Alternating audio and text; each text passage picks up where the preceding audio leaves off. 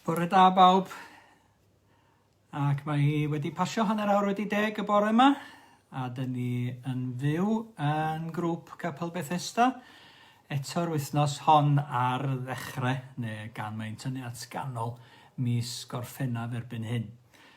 Ni ddiolchgar iawn o bawb sydd yn dilyn y gwersyll megis, fel bydden nhw'n arfer dweud, ac yn dal efo ni ac yn aros efo ni ac yn dal ati hefo'r darllediadau yma. A ni'n dal i ddeheu am bod hefo'n gilydd yn cael cyfarfod eto. Ond cyn i ni ac wrth i ni ddechrau fel hyn, mi gawn ni air bach o weddi, da ni'n cael mynd am dro eto y Sul yma.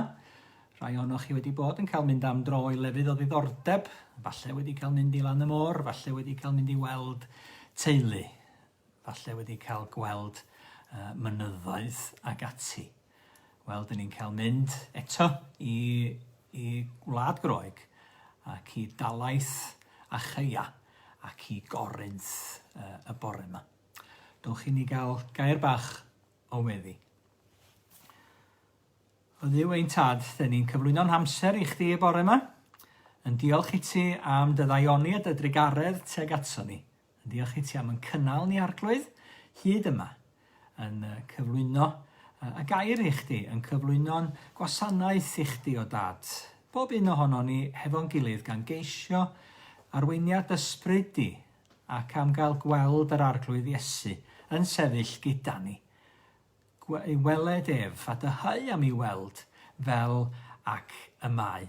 Bydde di chdi gryfhau yn ffydd arglwydd. Bydde di chdi roed i ni obaith a bydde di chdi yn hamgylchynu ni ath gariad di dy hun mwyn Iesu Grist. Amen. Ac dyn ni am ganu. Canu emyn, hyfryd iawn, mae hi'n ein hen emyn gan Gwilym Hiraethog, ond wedi rhoi at ei gilydd gan nifer helaeth o bobl o lefydd gwahanol ar draws Cymru. Mae hi'n cael ei chanu yn ddwyieithog.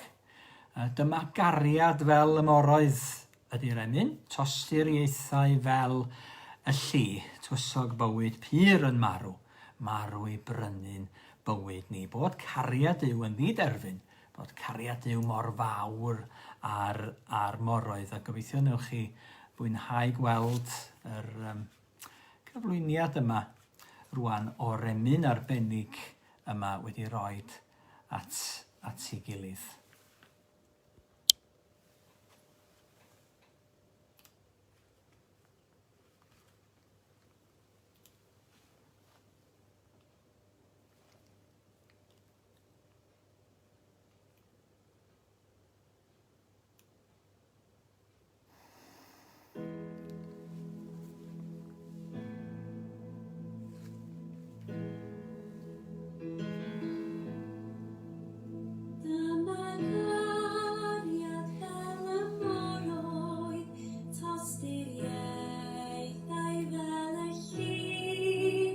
Tywysog bywyd pyr yn marw, marw i brynu'n bywyd ni.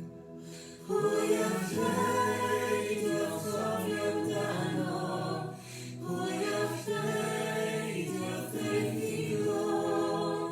Dyma gariad nad anymgo, tra o nefoedd wen yn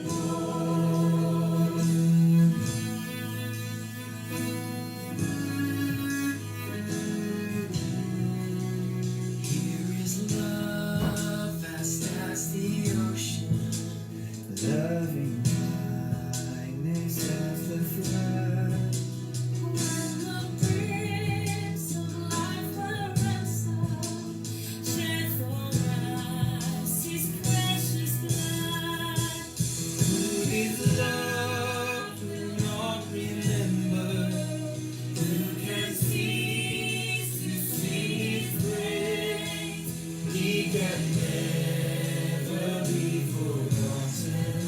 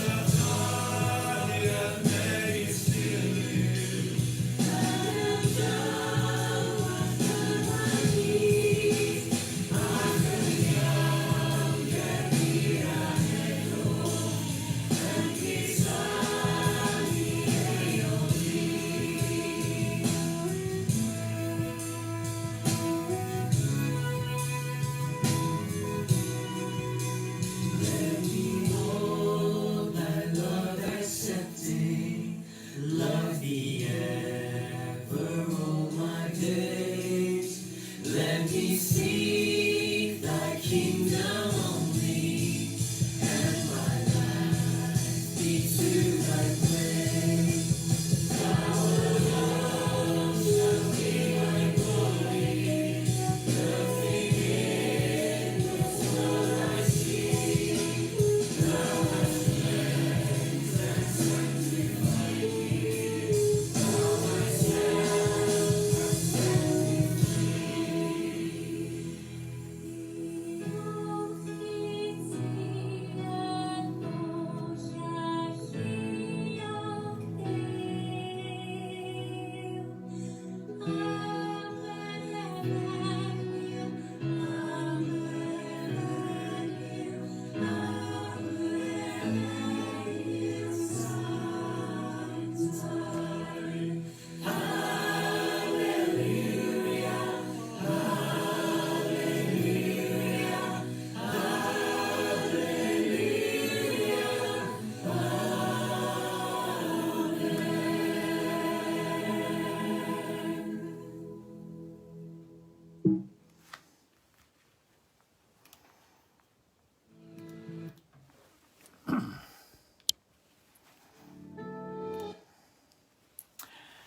A dyna ni, hyfryd iawn cael y cyflwyniad yna wedi rhoi at ei gilydd. Diolch yn fawr iawn i'r rhai fydd ynglyn â hynny, ambell i wyneb cyfarwydd yn canu hefo'i gilydd.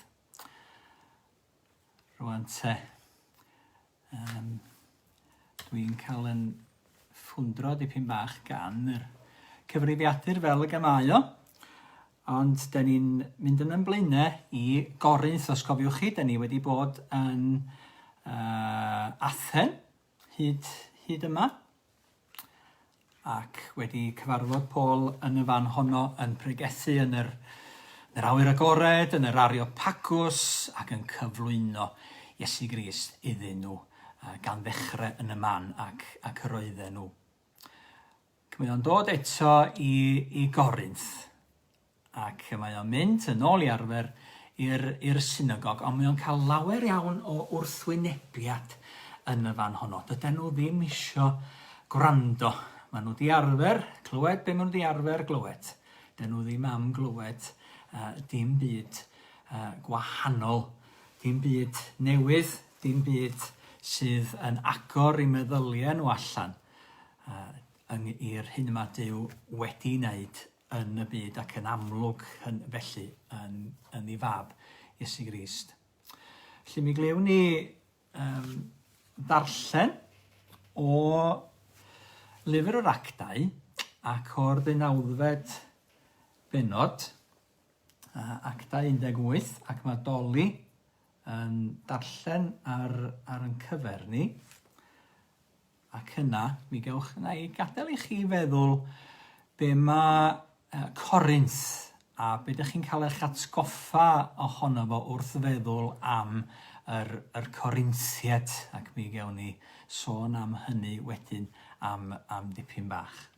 Dwch i ni gael mynd at yr darlleniad yma.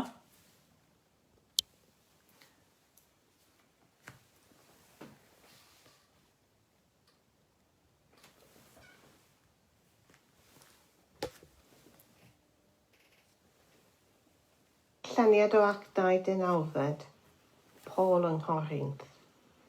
Wedi hynny, fe ymadawodd ag Athen a dod i Nghorinth, a daeth o hyd i iddew o'r enw Aquila, prador o Pontus, gŵr oedd newydd ddod o'r Eidal gyda'r wraig Priscilla, o achos Brychymyn Claudius i'r holl iddewon y Madan a Rhufain. Aeth atynt, ac am ei fod o'r un grefft, arhosodd gyda hwy, a gweithio. Gwneithwyr pebyll oeddynt wrth ei grefft. Byddai'n ymhresymu yn y synagog bob saboth, a cheisiau'r gyhoeddi i ddewon a Groegiaid. Pam ddaeth Seilas a Timotheus i lawr o Facedonia, dechreuodd Paul yn rhoi yn llwyr i pregethu'r gair, gan dystiolaethu wrth yr Iddewon mae Iesu oedd y Meseia. Ond yr oeddynt yn dal i wrthwynebu a'i ddifenwi, ac felly fe ysgwydodd y ddillad y dweud wrthynt. Ar eich pen chwych boch gwaed, nid os bai arna fi, o hyn allan mi af at y cenhedloedd. Symudodd oddi yno ac aeth i dyn o'r enw Titius Justus, un oedd yn addoli Duw. Roedd ei y drws nesaf i'r synagog. Credodd Crispus arweinydd y synagog yn yr arglwydd ynghyd â'i holl deulu, ac wrth glywed credodd llawer o'r Corinthiaid a chael ei bedyddio. Dywedodd yr arglwydd wrth Paul un noson trwy weledigaeth. Paid ag ofni, ond dal ati i lefaru, a phaid a thewi. Oherwydd rwy fi gyda thi, ac ni fydd i neb ymosod arna ti i wneud niwed i ti. O ble gyda mae gennyf lawer o bobl yn y ddinas hon. Ac fe arhosodd flwyddyn a 6 mis, gan ddysgu gair Duw yn ei plith.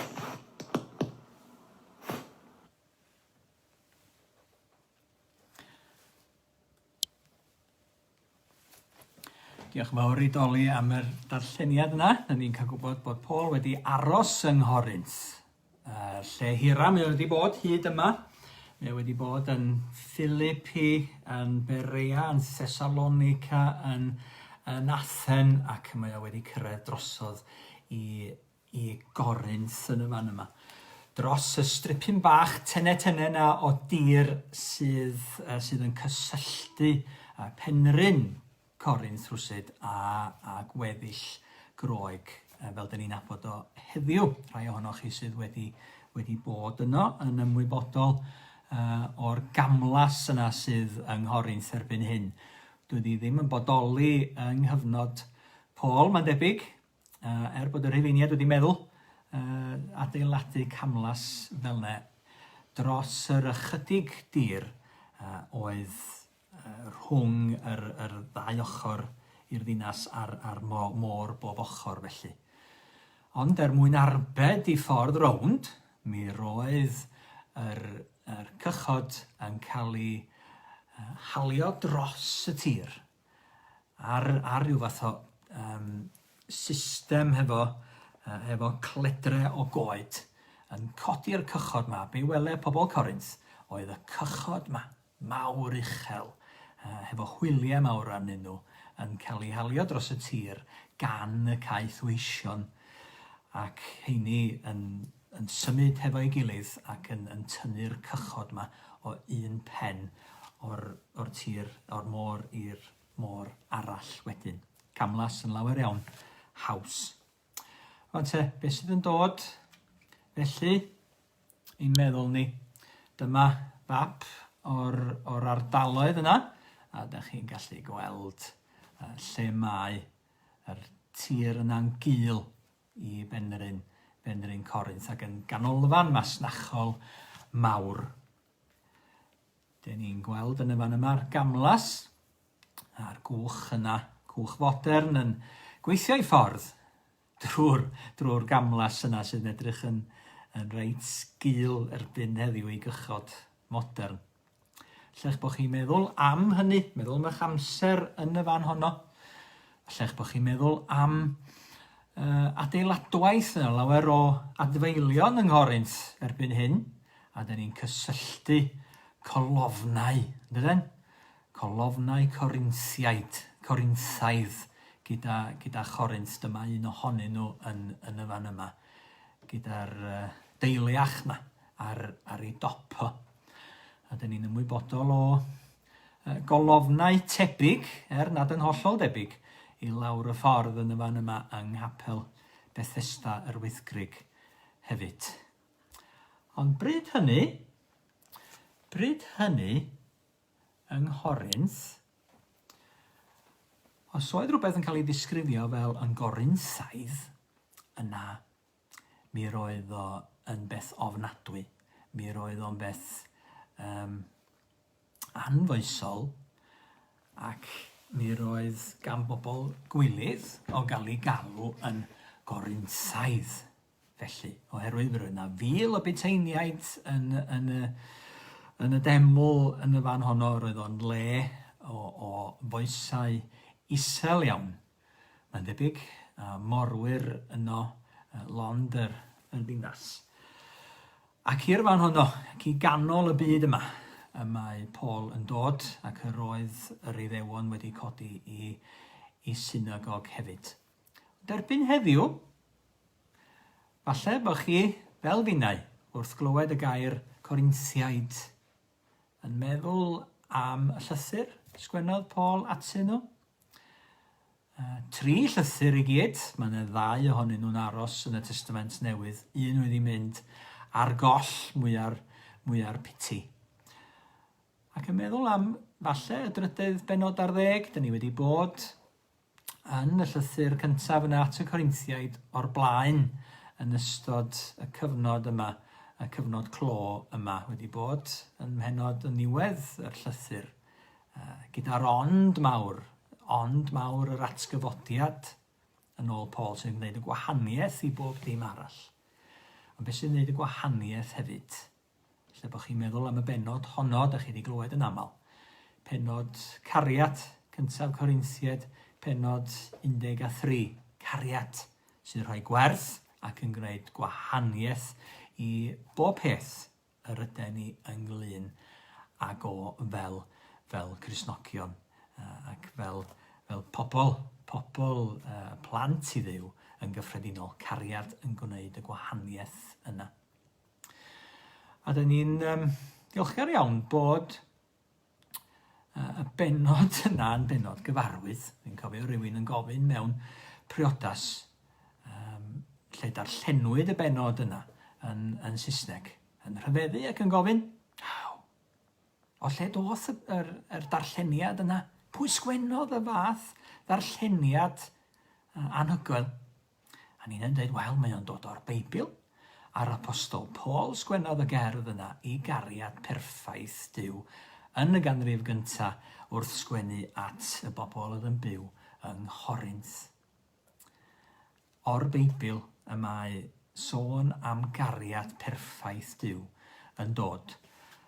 Ac ar sianel deledu Cristnogol Cymraeg sydd wedi rhoi at ei gilydd erbyn hyn, gan Cyngor Ysgolion Sul, dyn ni'n gweld yn y fan honno.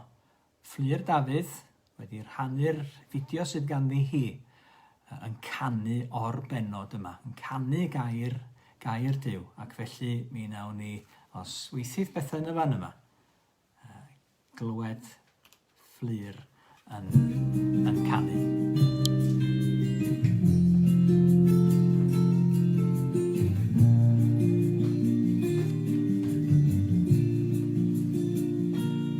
Os lle fara fi heb gariad yna fydd swn shyd y dwy.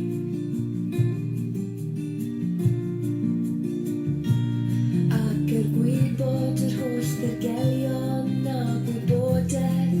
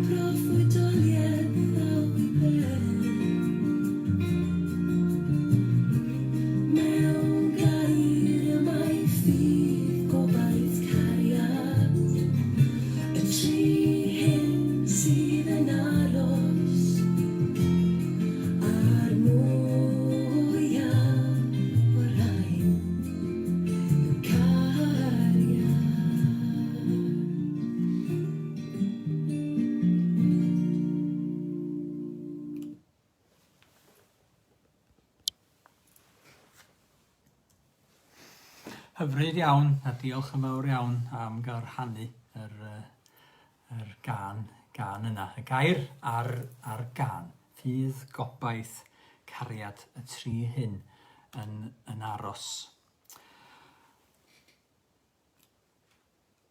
Ond wrth feddwl am ffydd, gobaith a chariad, mae'r geiriau yma'n taro tant yn cyfnod ni rwan. Y cyfnod pan den ni yn pwyso'r yn ffydd.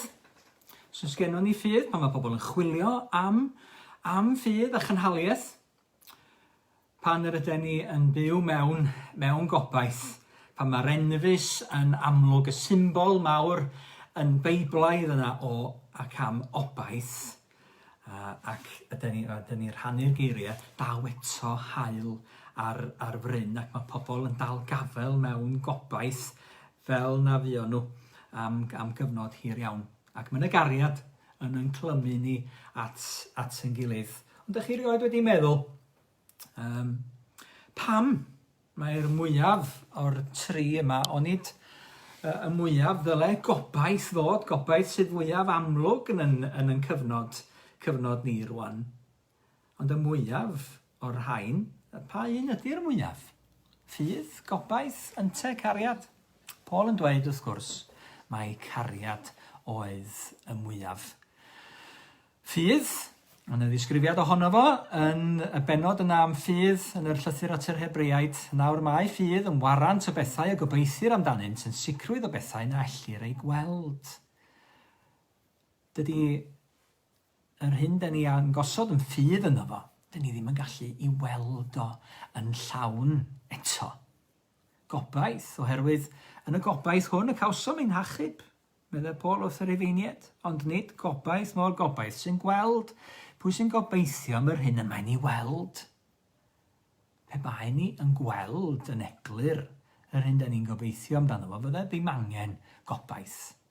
Dyna pam bod cariad felly yn aros, oherwydd pan byddwn ni yn gweld popeth fel y gymau, pan fydd popeth yn eglur i ni, mi fydd cariad eto yn clymu ni.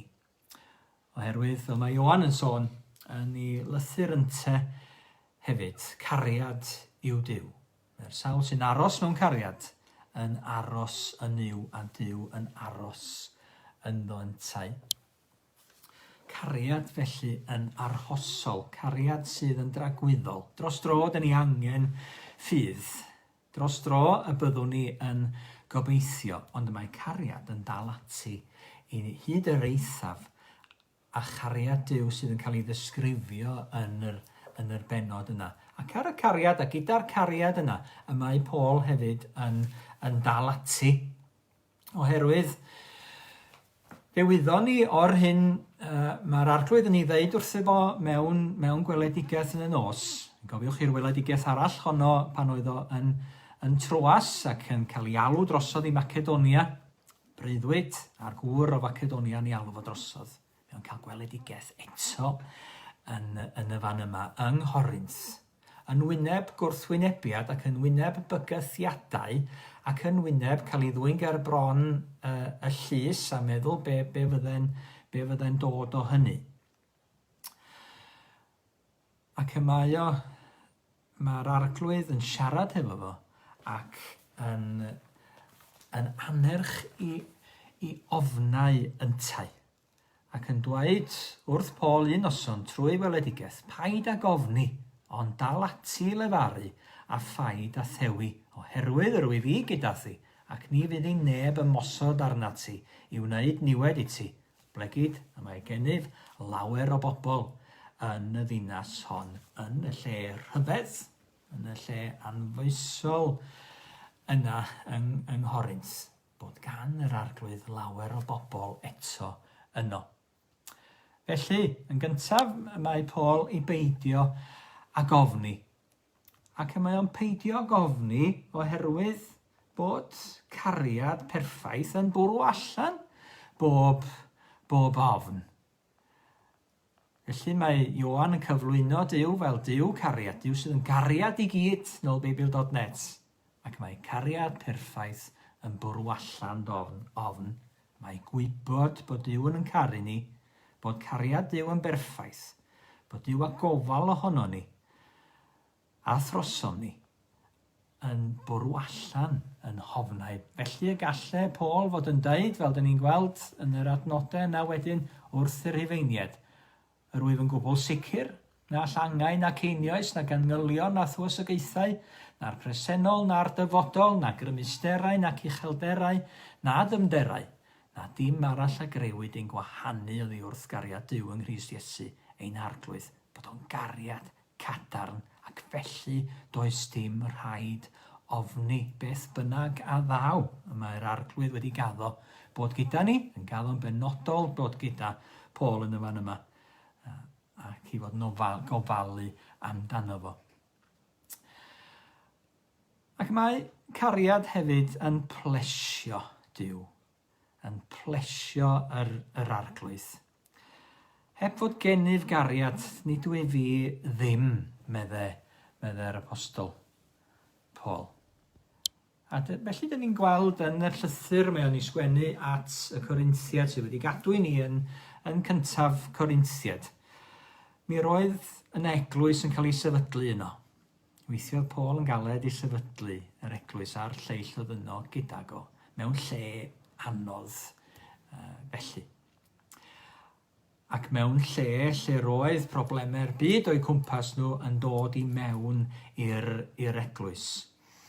A beth bynnag oedd o'n i'n anerch yn y llythyr yna aeth ar goll, y llythyr cyntaf oll yna.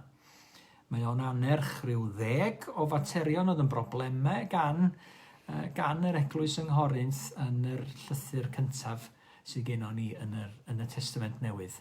Mi roedd sectariaeth, lle roedden nhw'n ymleidio, yn mynd ar ôl gwahanol arweinwyr felly, yn broblem yn y fan honno.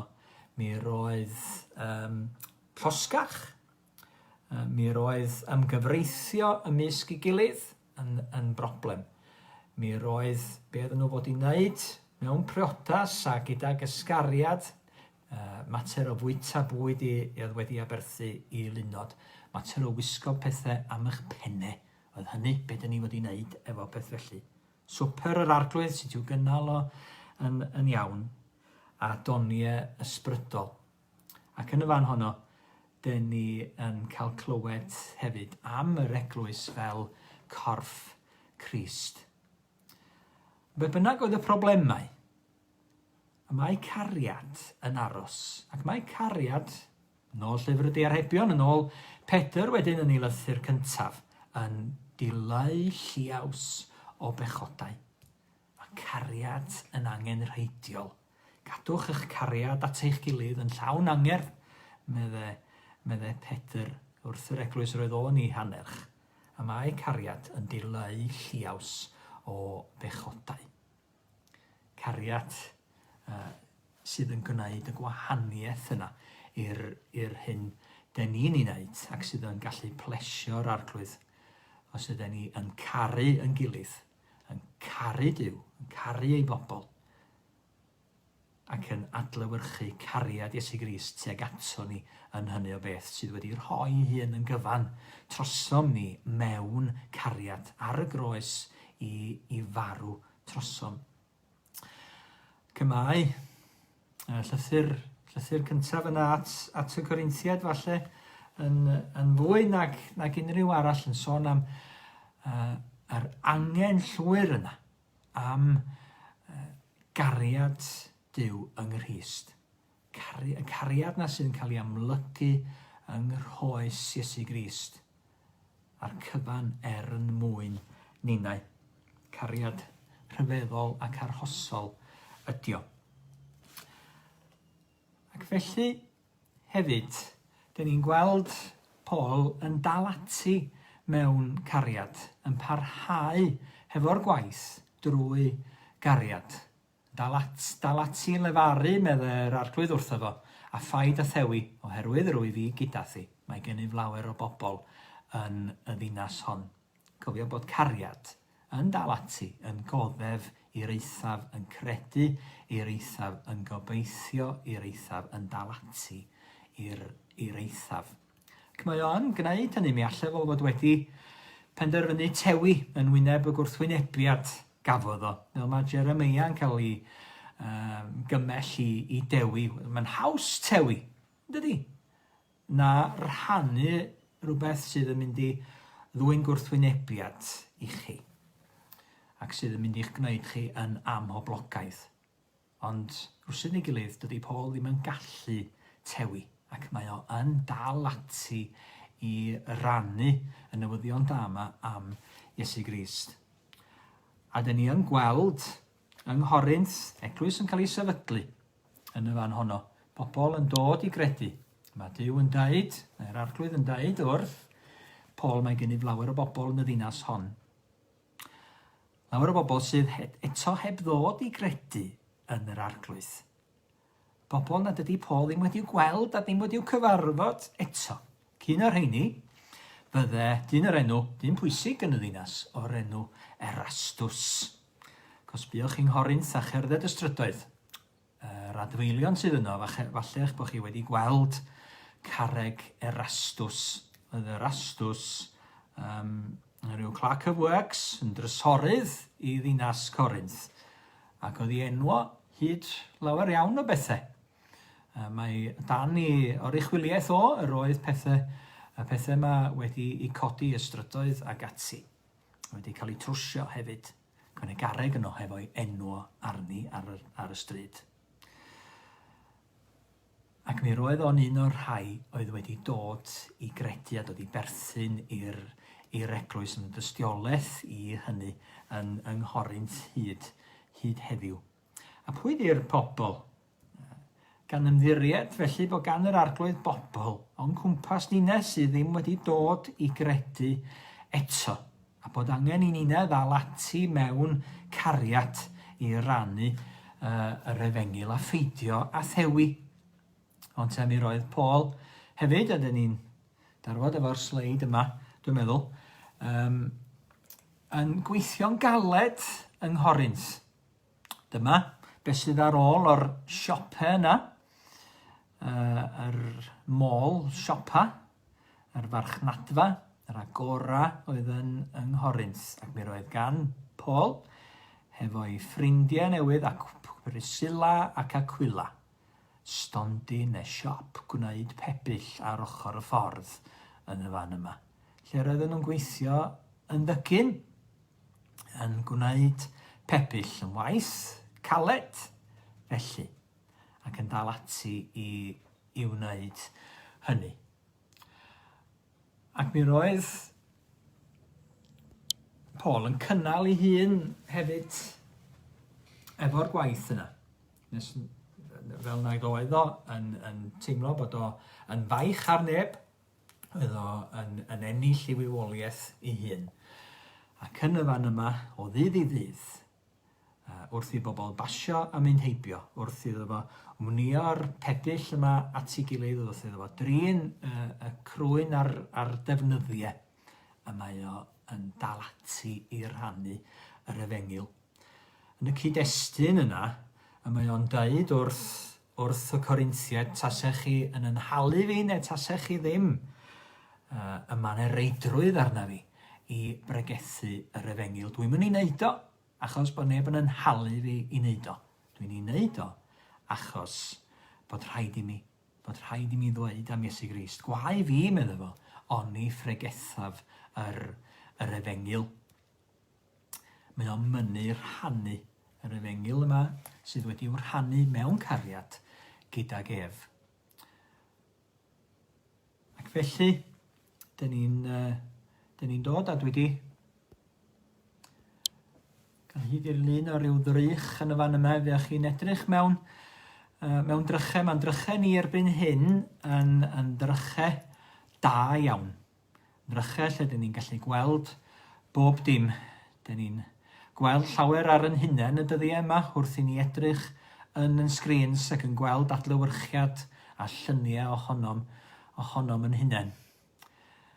Mi roedd Paul yn cymharu y gweld roedd o'n ei wneud gyda'r gweld mewn drych yn aneglur ar y pryd. Mi roedd drychau bobl Corintht drycher cyfnod yn bethau digon aneglur, yn bethau wedi'w dameidio fetal, wedi'w polisio oedden nhw.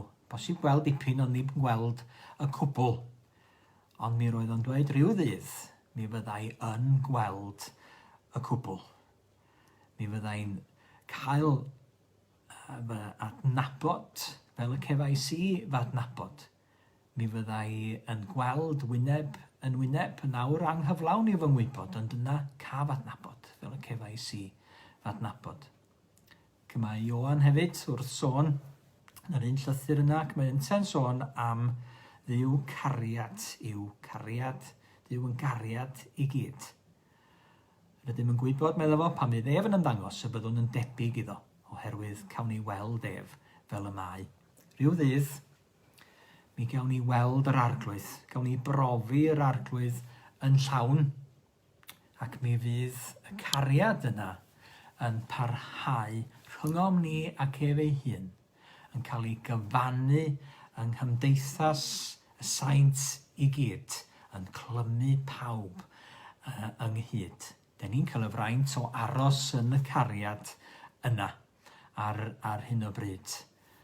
O wybod am gariad Duw tuag atom yng Nghrist, am y llaw yna falle sydd yn cynnal ni, nad ydyn ni yn ei gweld hi. Den ni'n dal mewn ffydd i gredu ynddi hi, yn dal i obeithio i bod ti yna, yn gobeithio am y gynhaliaeth yna sydd ar yn cyfer ni yng Nghrist, ac mewn cariad yn gwybod i bod ti yno ac y cawn ni i phrofi hi.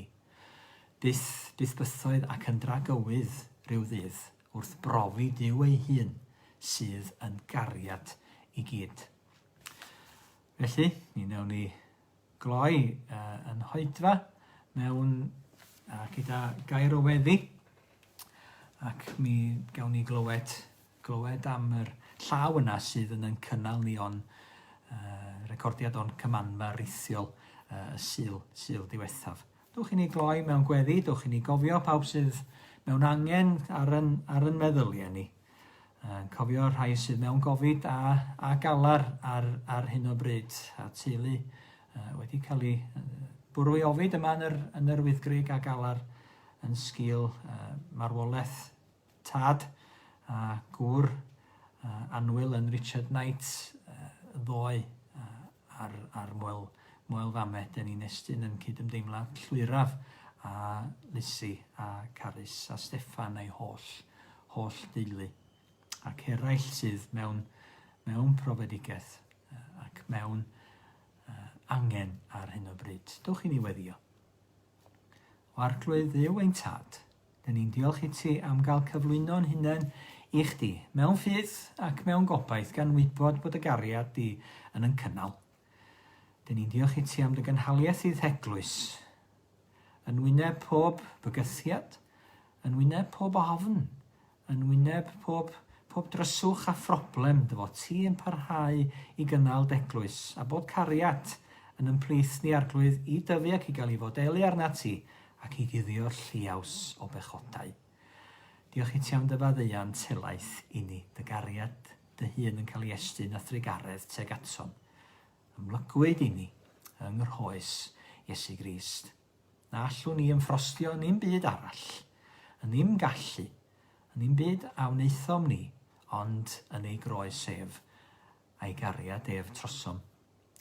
Ac arglwydd, dyn ni'n cyflwyno i dy gariad di rhai sydd ar yn meddwl y bore yma, gan ofyn i chdi drigarhau wrthyn nhw.